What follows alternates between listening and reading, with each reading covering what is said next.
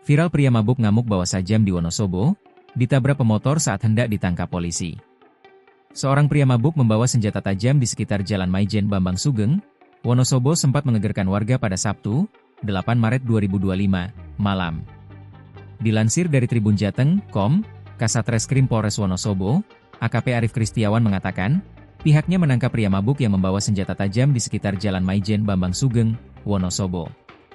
Dia menjelaskan, ini terjadi pada Sabtu, 8 Maret 2025, sekira pukul 23, ketika tim patroli Polres Wonosobo berpatroli di sekitar alun-alun Wonosobo. Mendapat informasi tersebut, tim patroli segera menuju lokasi untuk memastikan laporan. Setibanya di tempat kejadian, petugas mendapati seorang pria memegang senjata tajam jenis parang atau bendo di depan warung makan Marpaung 99. Saat petugas berusaha mengamankannya, pria tersebut justru mengacungkan senjata tajamnya, menolak untuk menyerah.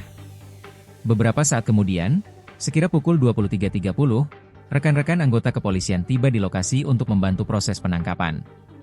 Namun, saat pelaku masih berusaha dilumpuhkan, tiba-tiba seorang pengendara motor yang tidak diketahui identitasnya menabrak pelaku dari belakang, menyebabkan pelaku dan pengendara motor terjatuh.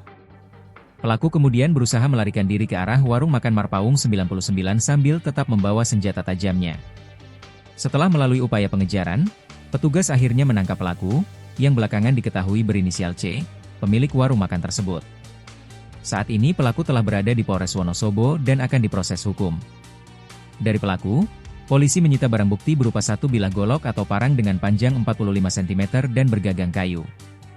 Atas perbuatannya, pelaku dijerat UU Darurat Nomor 12 Tahun 1951 Pasal 2 Ayat 1, yang mengatur kepemilikan senjata tajam secara ilegal.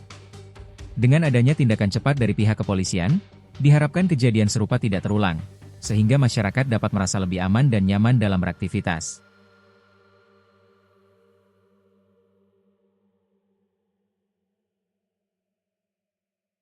Download Tribun X sekarang, menghadirkan lokal menjadi Indonesia.